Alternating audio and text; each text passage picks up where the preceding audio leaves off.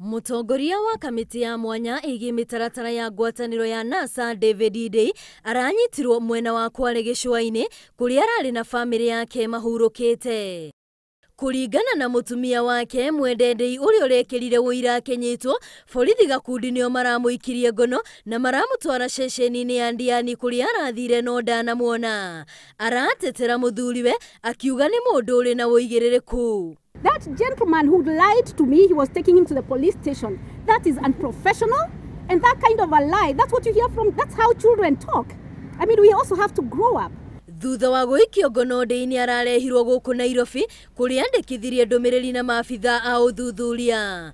Atongoria NASA ni mekinyirie kumurora makimenereria kunyitwo gwake. It's okay.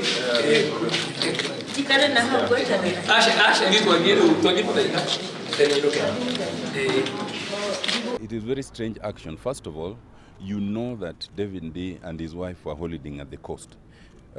And they apparently, the complaints they're talking about are issues that arose months ago.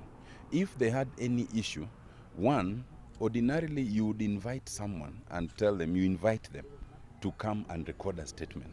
That never happened. Yango kinya igoti-ini guthitangirwo mahitia ma gucugira ngui. No kuringana na mutongoria wa NASA Raila Odinga uria uma mwena wa Githumo ni ati ni kuguoyohia borithi marageria kuguoyohia atongoria a NASA rire marabanga mitaratara yao ya kiuteti. These are basically designs to try to intimidate and blackmail the people of Kenya. Mr. Ndii has committed no crime. And we know why Mr. Ndii is being harassed here. And we know that the matter is not ending with Mr. Ndii.